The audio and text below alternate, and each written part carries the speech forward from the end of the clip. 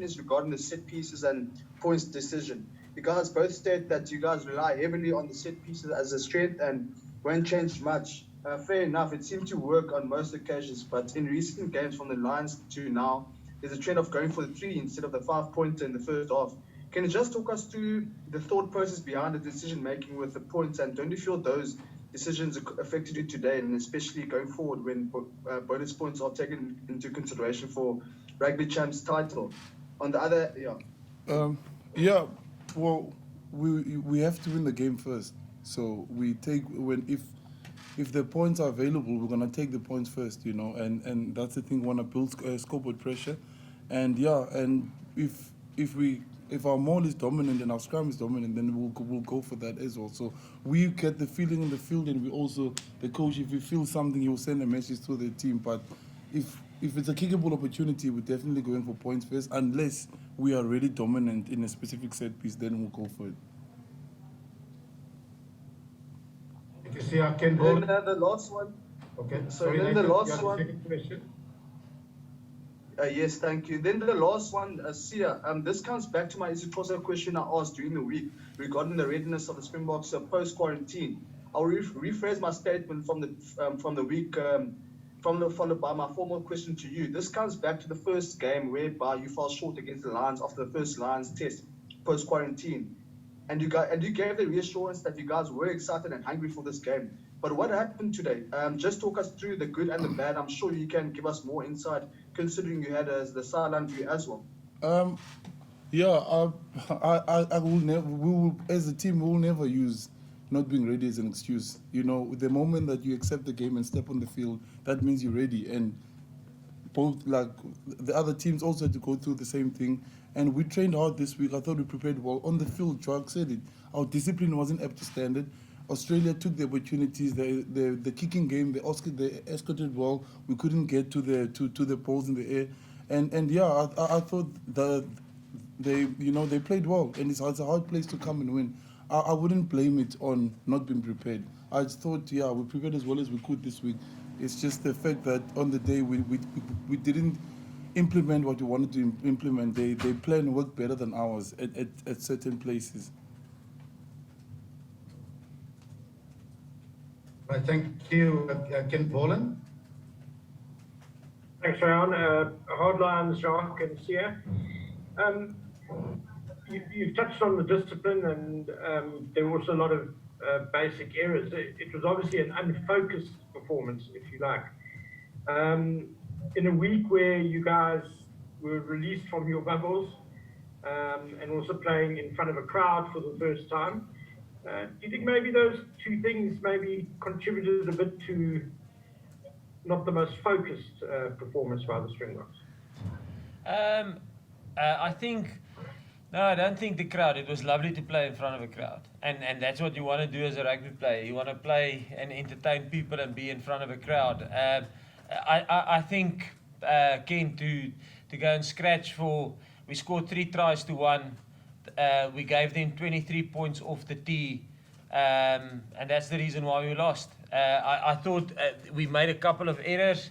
I thought the first 20 minutes we were quite dominant, and we probably had control of the game, but then in the last 20 we lost control of the game, and obviously they got a little bit of a lead on us, and then I thought we did brilliantly to get back into the game, and and we lost it in the 82nd minute.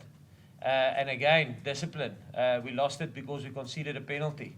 And like Sia said, I thought they played well. I thought Australia played well. They deserved to win. Thank you, Jacques. Thank you, Ken. Right, I acknowledge Percy and Lloyd and Craig, and we'll try and get you through the 10 minutes. If not, then we'll have another bite in the next 10 minutes from our mix zone. But let's go over to Lloyd Bernard in Cape Town. Lloyd. Thanks, Trey. How's it, Jacques and Sia and Hardlines today? Jacques, I suppose, standards are obviously very high with the World Championship team and a British Lions Series winning team. From your side, is there value in saying much more than, I mean, was it just a bad day at the office? I mean, can you say that even a World Cup winning team will have a bad day at the office? How much do you read into a result and a performance like this? Yeah, no, I don't, Lloyd. I don't think we were great today. I thought, and when I say that, I don't want to take anything away from Australia. I just thought we were a little bit off our game, and especially from a discipline point of view. We created opportunities. Cebu was over the try line. I thought Lukanya was over the try line. We scored 3 tries, so there was opportunities for us to maybe get 2 more tries, and we didn't finish. So I don't think it was a polished performance. Yeah, so we will have to fix those things, and especially look at our discipline. Thank you, Jacques. We'll probably fit in 2 more questions, and then we will start with our next section. And we say good evening to Craig Ray. Hi, good evening, Ray. Hi, Jacques here. Craig. Jacques, did the Wallabies maybe surprise you a little bit with their very conservative game plan today? I mean, there was a lot of expectation they would play slightly differently, and they almost played a Springbok-like performance in many ways. Did that catch you off guard slightly? No, Craig. We look. They are a quality side with good coaches that will prepare well, and I think they can mix it up. They can, if they want to play expansive game, they can play expansive game. If they want to play a conservative kicking game like tonight, they can play a conservative kicking game. So yeah, we were ready for both in terms of whatever they threw at us. And like I say, I thought we adapted well when they went to a kicking game, except we couldn't adapt to the referees and to the ARs in terms of our discipline. And that's disappointing. We knew we had to be crystal clear in terms of our discipline. It's a tough place to win, and if you give Australia opportunity, quite opportunity to get points off the tee. I mean, he's an accurate goal kicker, and yeah, that's a disappointing part of it. But no, we were. I mean, if you look at the Test match they played against New Zealand, the last one in Perth, they also went with a contestable kicking game of 9. So it was something that they started doing even back then. Thank you for this section. Our last question will go to Tim Wincom. Tom. Thank you, Brian.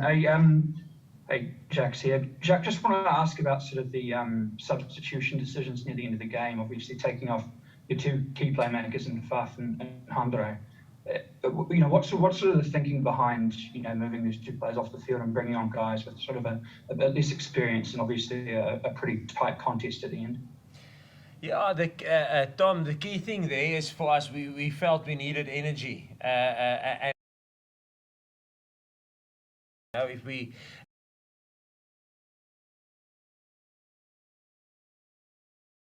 into the game, we were trailing, so we felt, and we're confident in our bench. And again, you want to build, we've got a couple of strategic goals, but building squad depth is one of it. And those guys who came on, they would have learned a lot of lessons today. And sometimes you pay dearly for you pay like we paid today with a loss, but they would have learned valuable lessons in terms of making big decisions under pressure today. Yeah, we've got full confidence in our squad, in our whole squad. We even the guys, the 19 guys who weren't playing today. We feel that going forward and looking at now, wanting to win the Rugby Championship, wanting to win every game, but we also must have an eye on 2023 and start creating squad depth and experience within our squad. And yeah, so full confidence in those 2 guys. Thank you. Thank you, Tim. Thank you, Jacques and Sia. If you can just stay seated, we'll get off this link and we'll get onto our own mixed zone link for the South African media, and then we'll continue our media conference. Thank you very much. Between, if that's okay. Yeah, I thought we were going to sit with you guys first. Yeah, Yeah. our media can just check. What makes it so difficult for South Africa to win in southeast Queensland here? Is it something to do with the humidity, or what is the? I mean, it's probably a place where South Africa has one of its less good Yeah. records. To be honest. Yeah. No, to be honest, I can't pinpoint to what it is, but today I thought Australia were good, and they really took their opportunities. And like I said, like we both said, our discipline wasn't good, but we don't want to take anything away from Australia. You know, they took every single opportunities that they got. So well done to them. But they always pitch up when you play them. It's always difficult, you know, to play them here, and when you play them in Suncorp as well. So yeah, but I can't pinpoint and say it's a weather, and I don't think it's anything like that. Like they just show up. And the yellow cards, there was a lot. Yeah, that's the discipline, you know. But both sides, I think, you know, it's something that we rarely get yellow cards. I mean, to get two in one day, you know, that obviously disappointed with that. And we know what we need to fix going next week. We're gonna go and watch the game tomorrow because we've got a short week, and we've got to go again next week. And what about, I mean, there was a bit of execution at the end of scoring opportunities, which went away twice. But what about the goal kicking tonight? What was normally South Africa so polished and accurate with the goal kicking? What's the story there? You can. Yeah, you can go. No, I mean we all have days, you know, in everything. It could be the throw one day, or it could be me ripping and knocking on the ball. So yeah, it just not our day today. It's as simple as that. I don't think there's anything deeper than that. Yeah, and obviously Quaid was very good today, which, you know, 23 points he got off the King game. So yeah, I don't think there's anything deeper than it just wasn't our day for the kicking. Yeah, I don't think a kicker goes out to miss a kick. You Yeah. know? And in fairness, Andre was quite good in the warm up. I'm kicking back for you, so he was solid and striking upright. I mean, on the other day that goes a foot left and it's over, and even the long distance one in the first half that he missed. I mean, if that ball stayed a little bit, but it's ifs and buts and stuff, but nobody goes out to make an error. It's just, it is what it is. Coach, you're saying that you guys didn't adapt to the ref.